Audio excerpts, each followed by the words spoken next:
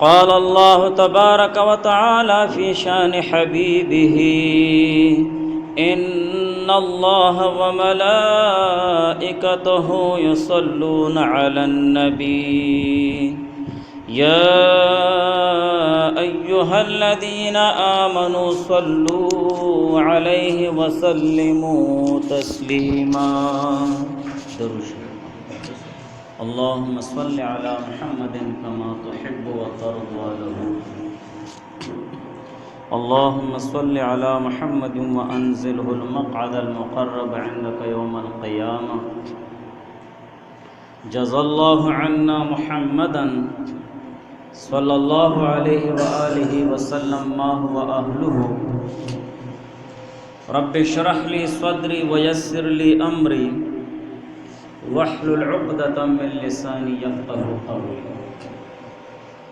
سامعین محترم، شروع سے امانت کے متعلق بات چلی آ رہی ہے اور اسی امانت کے متعلق ذکر کریں گے. ذی الحج کا مہینہ اپنے اختتام پر ہے اور محرم الحرام کا مہینہ آنے والا ہے، اور اسی طرح 14 اگست کا مہینہ بھی شروع ہے جو اگست کا مہینہ ہے، اور اس میں 14 اگست کی جو تاریخ آ رہی ہے یہ بہت انتہائی اہمیت والی تاریخ ہے، اور یہ وہ دن ہے جس دن اللہ تعالیٰ نے مومن مسلمانوں کو اپنے لیے علیحدہ ریاست اور ملک عطا فرمایا. اور اسلامی تاریخ رمضان کا مہینہ اور رمضان کے مہینے میں 27ویں رمضان کو اللہ تعالیٰ نے مسلمانوں کو یہ ملک دیا. اس ملک اور اس ملک میں آزادی کی سانس لینے کی ہمیں قدر کرنی چاہیے. اس لیے کہ ملک ہمیں بہت زیادہ انتہائی قربانیاں دینے کے بعد ملا ہے. ہمارے جو اسلاف اور ہمارے جو بڑے انہوں نے اس کے لیے قربانیاں دی ہیں، جانیں پیش کی ہیں، اور 20 لاکھ شہیدوں کی قربانیاں ہیں. 20 لاکھ. اور جس وقت پاکستان معرض وجود میں آیا اور ہندوستان سے مسلمان پاکستان کی طرف ہجرت کرنے لگے تو اس وقت سکھوں اور ہندوؤں نے بہت زیادہ ظلم کیا. انہوں نے ظلم کی انتہا کی ہے وہاں جب مسلمان وہاں سے آ رہے تھے. مسلمان عورتوں کو بے عزت کیا اور ان کے سینوں کو کاٹا، 100 کے حساب سے ان کے بدن سے کپڑے ہٹائے اور بچوں کو شہید کیا. اور ایسے بھی شہید ہونے والے جو شہادت کے وقت یہ کہتے کہ پاکستان کو میرا سلام کہنا. اور ایسے بھی عورتیں جو شہید ہوتے وقت یہ کہتی کہ میرے ماں باپ شہید ہو گئے، 7 بھائی شہید ہو گئے، اتنی بہنیں شہید ہو گئی، میں بھی ان ظالموں کے ہاتھ چڑھ گئی اور مجھے انہوں نے بے عزت بھی کیا، میرے اعضاء بھی کاٹے، اور میں شہید ہو رہی ہوں اور فخر کر رہی ہوں اور اللہ تعالیٰ کا شکر کر رہی ہوں کہ شکر ہے کہ مسلمانوں کے لیے الگ ریاست اور ایک الگ ملک اللہ تعالیٰ دے رہے ہیں، اور شکر ہے کہ میری جان مومن مسلمانوں کے لیے کام آ گئی ہے. یہ تو وہ لوگوں ان لوگوں کا ذکر ہے جو تاریخ کے اوراق میں محفوظ ہیں ان کے واقعات. ایسے بھی واقعات ہیں اور ایسے بھی شہداء ہیں جو تاریخ کے اوراق میں ان کا ذکر نہیں ملتا ہے، صرف زبانوں پہ ان کا تذکرہ ہے. آنکھوں دیکھا حال وہ لوگ بیان کرتے ہیں کہ ہمارے ساتھ کیسے ظلم ہوا اور کیسے یہ پاکستان وجود میں آیا. اور اس ملک کا وجود، اس کا مقصد کیا تھا؟ لا الہ الا اللہ، کہ اللہ تعالیٰ کا کلمہ بلند ہو، مومن مسلمان وہ دل جمی کے ساتھ اور سکون کے ساتھ اللہ تعالیٰ کے دین اور حضور علیہ السلام کے تعلیمات پر عمل کر سکیں۔ یہ پاکستان کے وجود آنے کا مقصد تھا کہ جس وقت انگریزوں نے بر صغیر میں اور ہندوؤں نے اور سکھوں نے مسلمانوں کو تنگ کرنا شروع کر دیا اور ان کا جینا حرام کر دیا تھا اور ان کو اسلام پر عمل کرنے کی اجازت نہیں دے رہے تھے، اس وقت پھر مسلمانوں نے تحریکیں چلائیں اور اس وقت انہوں نے قربانیاں پیش کی تاکہ مسلمان دل جمی اور سکون کے ساتھ دین پر عمل کر سکے، کوئی روک ٹھوک نہ ہو، مسجد میں آ سکے، مدرسے میں جا سکے، اسی طرح تعلیمی نظام اچھا ہو۔ تو یہی مقصد تھا اعلاء کلمت اللہ، لا الہ الا اللہ۔ پاکستان کا مطلب لا الہ الا اللہ۔ تو یہ جو ملک اللہ تعالیٰ نے ہمیں دیا ہے، یہ آزادی اللہ تعالیٰ نے ہمیں دی ہے اور اس ملک میں ہم رہ رہے ہیں۔ انسان جہاں پر زیادہ عرصہ گزارتا ہے تو اس جگہ کے ساتھ اس کی محبت فطرتاً اللہ تعالیٰ پیدا فرما دیتے ہیں۔ اس کی فطرت میں یہ چیز ہے کہ اس جگہ کے ساتھ اس کو محبت ہو جاتی ہے، وہاں پر پہنچتے اس کو سکون ملتا ہے۔ دیکھو ہم گھر میں ہمیشہ رہتے ہیں، گھر پہنچتے ہیں تو وہاں سکون ہو جاتا ہے، یہاں زیادہ عرصہ رہتے ہیں، جب ہم یہاں پہنچتے ہیں تو یہاں دل مطمئن ہو جاتا ہے، سکون ہو جاتا ہے۔ تو یہ فطرت ہے انسان کی۔ انسان تو کیا، اگر جانور بھی کسی جگہ زیادہ عرصہ رہتے ہیں، کسی جگہ زیادہ وقت گزارتے ہیں تو اس جگہ کی محبت ان کے دلوں میں پڑ جاتی ہے۔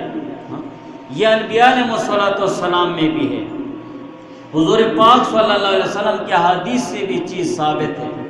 تو اس ملک میں ہم رہ رہے ہیں، اس کے ساتھ ہمیں دلی لگاؤ ہونی چاہیے، دلی محبت ہونی چاہیے۔ جیسے ہم گھر میں رہتے ہیں، گھر کے ساتھ ہماری محبت ہوتی ہے، گھر میں ہم چھوٹے بڑے کا خیال رکھتے ہیں اور چھوٹے بڑے کی قدر کرتے ہیں، گھر کی مرمت، گھر کے حالات، ساری چیزوں کو ہم دیکھتے ہیں۔ اسی طرح ہمیں اپنے ملک کی طرف بھی دیکھنا ہے، اس کو نظر انداز نہیں کرنا ہے۔ بعض لوگ بہت بے قدری کی باتیں کرتے ہیں کہ پاکستان ملک نہ بنتا تو اچھا ہوتا، اسی لیے کہ وہ آزادی کا سانس لے رہا ہے۔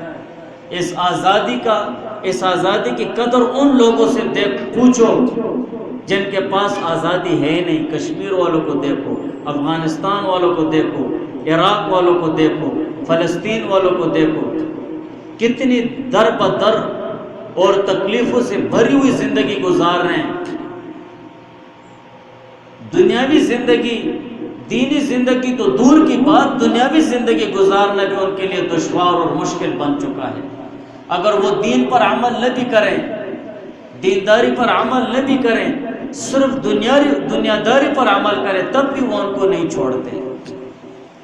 تو ہمیں اس ملک اور اس آزادی کی قدر کرنی چاہیے، اور اس کی قدر کیا ہے؟ دیکھو اللہ تعالیٰ کا شکر ادا کرنا چاہیے۔ جب کوئی انعام ملے یا انعام ملنے کا وقت آئے تو اللہ تعالیٰ کا شکر ادا کرنا چاہیے۔ تو اللہ تعالیٰ کا شکر یہ تو نہیں ہے کہ ہم اس کی ناقدری کرنے لگ جائیں، اس میں لہو لعب میں لگ جائیں، شیطان کی تابعداری میں لگ جائیں، یہ طریقہ نہیں ہے۔ موسیٰ علیہ السلام کو اللہ تعالیٰ نے فرعون سے نجات دی تو موسیٰ علیہ السلام نے یوم عاشوراء 10 محرم الحرام کا روزہ رکھا، ذکر آ جائے گا اس کا انشاءاللہ۔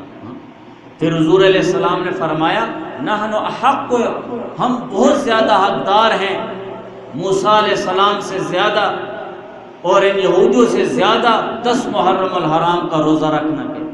حضور علیہ السلام نے پھر روزہ رکھا یوم عاشوراء کا۔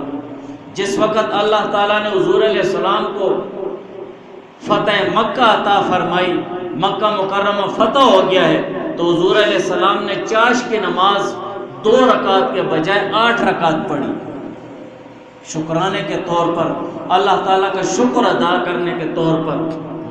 تو ہمیں اس آزادی اور اس ملک کا اللہ تعالیٰ کے ہاں شکر ادا کرنا چاہیے کہ اللہ تعالیٰ نے ہمیں ملک دیا، یہ آزادی دی ہے۔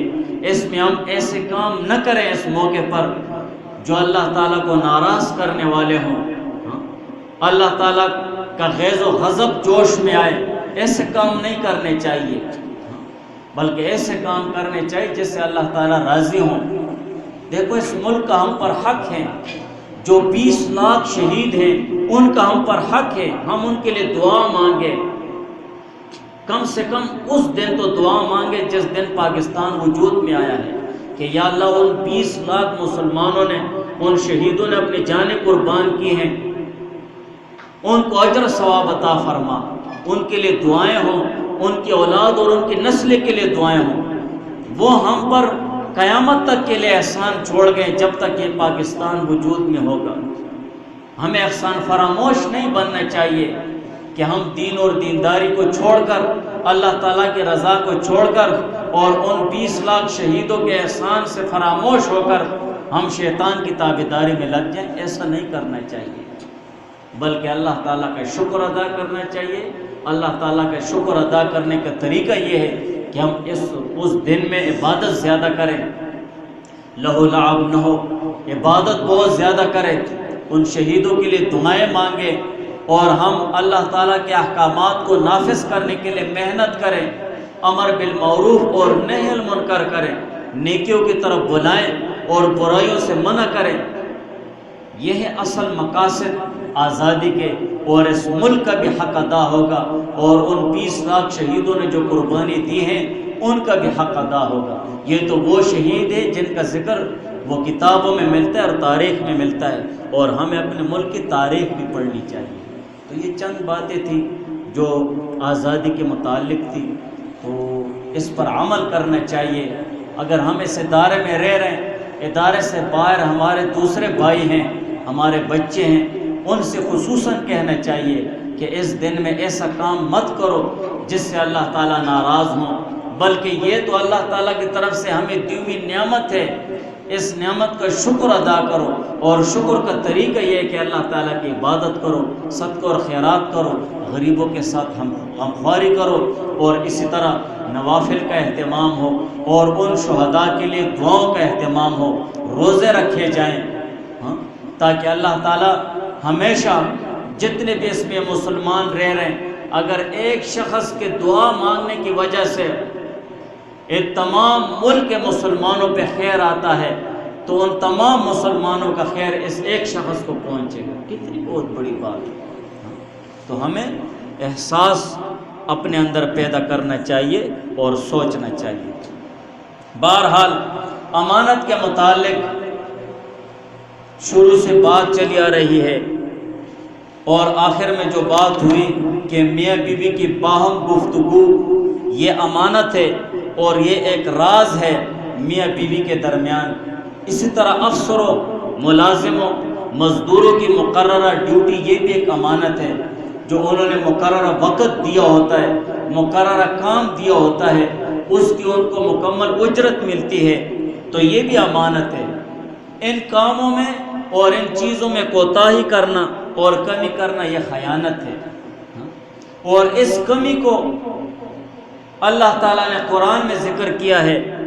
اللہ تعالیٰ فرماتے ہیں ویل للمطففین، ویل ہلاکت ہے، بربادی ہے اور سخت عذاب ہے، للمطففین ناپ تول میں کمی کرنے والوں کے لیے، ناپ تول میں کمی کرنے والوں کے لیے۔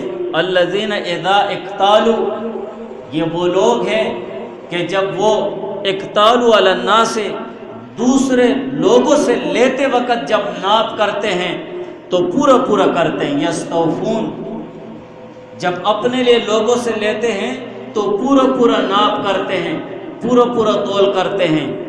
وَإِذَا كَالُوهُمْ، اور جب یہ ناپ کر دیتے ہیں دوسرے لوگوں کو، او وزنوہم، یا ان کو وزن کر کے دیتے ہیں، یخسرون، تو پھر کم کر کے دیتے ہیں۔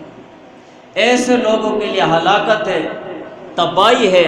الا یظن اولئک انہم مبعوثون، کیا یہ لوگ اس بات کا گمان نہیں کرتے ہیں، اس بات کا یقین نہیں رکھتے ہیں، انہم مبعوثون، کہ یہ لوگ قیامت کے دن اٹھائے جائیں گے، قیامت کے دن اللہ تعالیٰ کے سامنے حاضر کیے جائیں گے، پیشگی ہوگی، پھر ان سے ان کے کرتوتوں اور ان کے کمی اور بیشی کرنے کے متعلق پوچھا جائے گا۔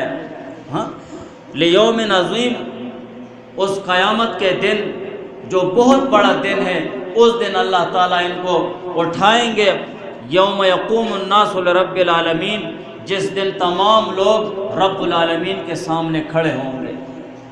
ایسے دن کے عذاب سے اور ایسے دن کی وہ سختیوں سے ڈرنا چاہیے، اور اللہ تعالیٰ کے سامنے جو حاضری ہوگی اس سے ڈرنا چاہیے کہ ناپ تول میں کمی بیشی نہیں کرنی چاہیے۔ مطففین یہ تطفیف سے ہے، اور اس کے اپنے معنی آتے ہیں ناپ تول میں کمی کرنا۔ گویا کہ قرآن پاک کے ان آیاتوں سے اور اللہ تعالیٰ کے اس ارشاد سے یہ ثابت ہوا کہ تطفیف حرام ہے، ناپ تول میں کمی کرنا یہ حرام ہے۔ جو لوگ ناپ تول میں کمی کرتے ہیں اس کے متعلق بہت سخت وعیدیں آئی ہیں۔ ناپ تول میں کمی کرنا، یا اسی طرح اچھی چیزیں اوپر رکھ کر گھٹی چیزیں نیچے رکھنا ہے، اور یہ ریڑھی والے بھی کچھ عجیب عجیب انگلیاں کرتے ہیں۔ آپ دیکھیں گے کہ آپ کو نظر آ رہا ہے یہ اچھے آم ڈال رہا ہے، ادھر سے اس نے سارے خراب آم تمہیں، اور شاہ پر بھی کالے رکھے ہوتے ہیں انہوں نے، شاہ پر بھی کالے رکھے ہوتے ہیں کہ نظر نہ آئے، بس جلدی خراب آم یوں رکھ کے اور 2 گانٹ لگا دیتے ہیں کہ کھولے بھی نہیں، گھر جا کر کھولے۔ تو یہ زیادتی ہے، ناپ تول میں کمی کرنا۔ مطففین، ناپ تول میں کمی کرنا یہ حرام اور ناجائز ہے، اور ایسے لوگوں پر احادیث میں آیا ہے جو لوگ ناپ تول میں کمی کرتے ہیں اللہ تعالیٰ ان کا رزق قطع کر دیتے ہیں، ان کا رزق اللہ تعالیٰ کاٹ دیتے ہیں۔ یہ بھی احادیث میں آیا ہے کہ اللہ تعالیٰ ان پر قحط مسلط کر دیتے ہیں، ان پر قحط آ جاتی ہے۔ اور یہ بھی احادیث میں آیا ہے کہ اللہ تعالیٰ ان پر فقر و فاقہ مسلط کر دیتے ہیں۔ اللہ تعالیٰ ان پر قحط لے آتے ہیں، تو قحط صرف یہ نہیں ہے کہ کھانے پینے کی چیزیں ختم ہو جائیں گی، بلکہ قحط کی یہ بھی ایک صورت ہے کہ کھانے پینے کی چیزیں تو وافر مقدار میں ہوں گی، لیکن اتنی گراں ہوں گی کہ ان کا لینا مشکل ہو جائے گا۔ غریب آدمی کے لیے اس کا لینا مشکل ہو جائے گا، یہ بھی وہ قحط کی ایک صورت ہے۔ یا رزق اللہ تعالیٰ منقطع کر دیں گے، رزق اللہ تعالیٰ کاٹ دیں گے ایسے لوگوں کا۔ تو رزق کاٹنے کا صرف یہ مطلب نہیں ہے کہ اشیاء خورد و نوش ختم ہو جائیں گی، بلکہ یہ بھی ایک صورت ہے کہ کھانے پینے کی چیزیں تو بہت زیادہ ہوں گی لیکن وہ استعمال نہیں کر سکے گا، طرح کی بیماریاں اس کو لگ چکی ہوں گی۔ آپ دیکھتے ہیں ہزاروں قسم کے مریض ہوتے ہیں کہ ان پر طرح کی چیزیں جو اشیاء خورد و نوش ہے وہ ان پر بند کر دی جاتی ہیں۔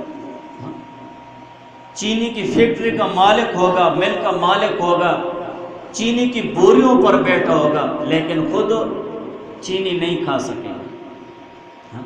یہ بھی اس کے لیے قحط ہے، اس کا رزق اللہ تعالیٰ نے کٹ کر دیا ہے،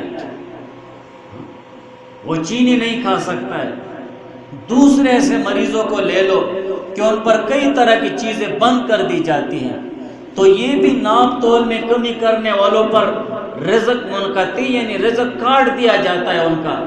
یا اللہ تعالیٰ ناپ تول میں کمی کرنے والوں پر فقر و فاقہ، غریبی اور ناچاری اور محتاجی اللہ تعالیٰ مسلط کر دیتے ہیں۔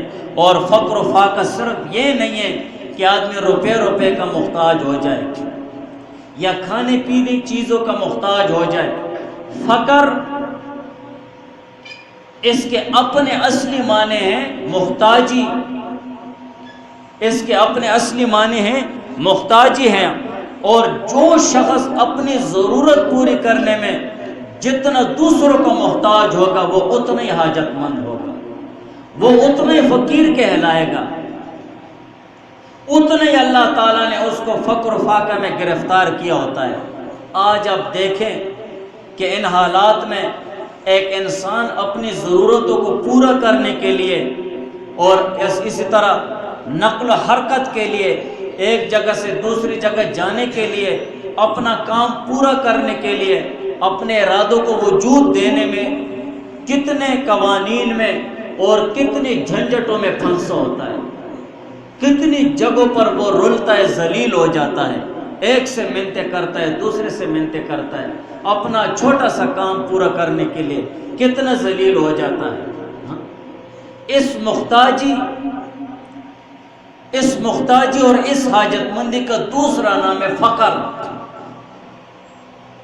فقر کیا کہتے ہیں؟ محتاجی۔ جو شخص اپنی ضرورت پوری کرنے میں دوسروں کا جتنا محتاج ہوگا اتنا ہی وہ فقیر ہوگا۔ ہر شخص اپنے گریبان میں دیکھے کہ وہ کتنا فقیر ہے۔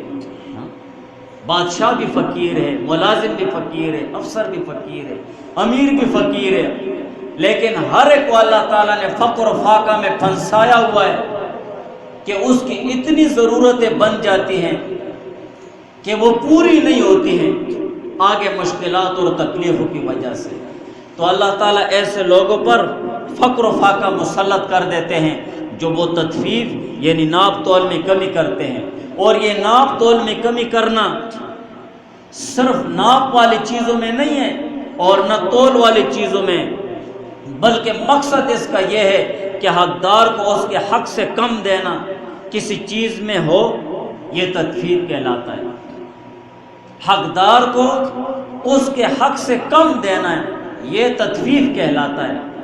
کسی حقدار کا حق ہے آپ پر، کسی چیز کے متعلق بھی ہے، چاہے وہ روپے کے متعلق ہے، چاہے وہ ناپ کی چیزوں کے متعلق حق ہے، یا کسی کا حق تیرے ذمے وزن کے متعلق ہے، یا کسی کا حق تیرے ذمے وہ ملازمت کے متعلق ہے، ڈیوٹی کے متعلق ہے، اوقات کے متعلق ہے، یہ پورا حق تمہیں اس کو دینا ہے، پورا دینا ہے۔ اگر آپ اس میں کمی بیشی کریں گے تو یہ ہے تطفیف، کم کرنا ہے۔ اور قرآن اور احادیث سے معلوم ہو گیا ہے کہ ناپ تول میں کمی کرنا یہ حرام ہے۔ اور ناپ تول کا ذکر قرآن میں اس لیے آ گیا ہے، ویل للمطففین، ہلاکت اور خرابی ہے ناپ تول میں کمی کرنے والوں کے لیے، کیونکہ عام طور سے معاملات کا لین دین انہی دو طریقوں سے ہوتا ہے، ناپ کر ہوتا ہے اور تول کر ہوتا ہے۔ عام طور پر معاملات انہی دو طریقوں سے ہوتا ہے، اسی لیے یہ چیز ذکر ہو گئی ہے۔ لیکن یہ بھی معلوم ہونا چاہیے کہ مقصد اور مطلب اس سے یہ ہے کہ ہر ایک حقدار کا حق پورا دینا چاہیے، ہر حقدار کا حق وہ پورا دینا چاہیے، اس میں کمی بیشی کرنا وہ حرام ہے۔ معلوم ہوا کہ صرف ناپ تول کے ساتھ خاص نہیں ہے، بلکہ ہر وہ چیز جس سے کسی کا حق وابستہ ہے، جس سے کسی کا حق پورا کرنا یا نہ کرنا جانچا جاتا ہے، یہی اس کا حکم ہے۔ بس ناپ تول یہ ایک ایسا پیمانہ ہے کہ جس کے ساتھ کسی کا حق پورا بھی کیا جاتا ہے اور جس کے ساتھ کسی کا حق وہ کم بھی کیا جاتا ہے، خواہ وہ ناپ کر دیا جائے یا تول کر دیا جائے یا گنتی سے دیا جائے یا اوقات کے ساتھ دیا جائے، جس طریقے سے بھی ہو، حقدار کے حق سے کم کر کے دینا یہ تطفیف ہے، یہ تطفیف ہے۔ اور کم کرنا تطفیف یہ حرام ہے۔ موطا امام مالک رحمہ اللہ تعالیٰ نے اپنی کتاب میں لکھا ہے کہ حضرت عمر فاروق رضی اللہ تعالیٰ عنہ نے ایک شخص کو دیکھا کہ وہ نماز کے رکوع اور سجدے کو جلدی ادا کر رہا ہے، یعنی پورے طریقے سے نہیں ادا کر رہا ہے اور جلدی نماز ختم کر ڈالتا ہے۔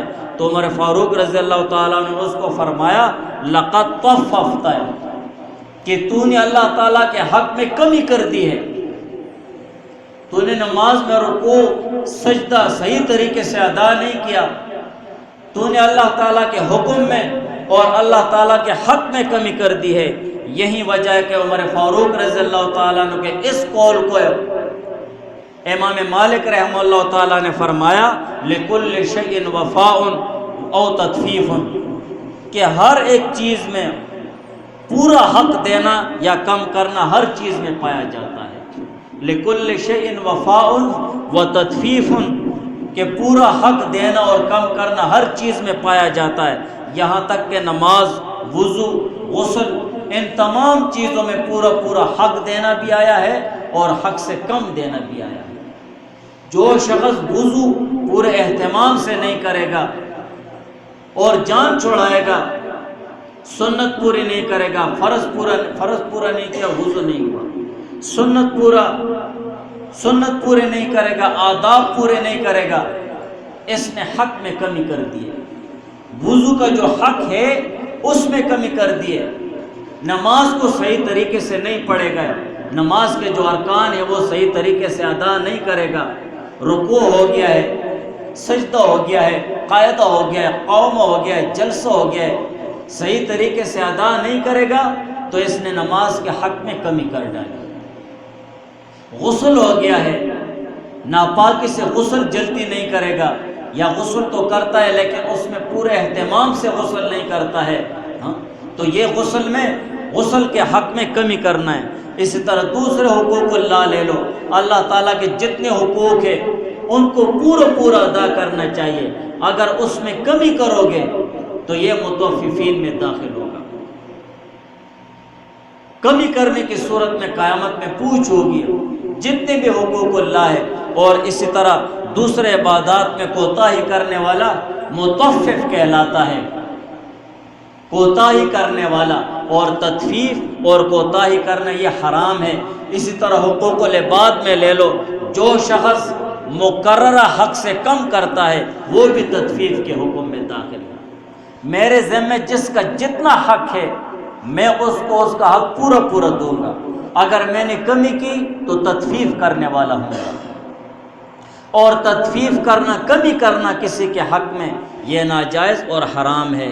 لہٰذا دیکھو، جو ملازم ہیں اسی طرح ڈیوٹی پوری نہیں کرتے ہیں، یا وقت چراتے ہیں، یا کام میں کوتاہی کرتے ہیں، وہ کوئی وزیر ہو یا امیر ہو یا معمولی ملازم ہو، اور وہ کوئی دفتری کام کرنے والا ہو یا علمی اور دینی خدمات سر انجام دینے والا ہو، علمی ہونا، امام ہو، امامت کے فرائض صحیح سر انجام نہ دے، اسی طرح دینی اور علمی خدمات صحیح سر انجام نہ دے، جو حق اس کے ذمہ ہے اس میں کوتاہی کرے تو وہ بھی تطفیف میں داخل ہے۔ یہ تطفیف خیانت ہے، اور خیانت سے بچنا چاہیے۔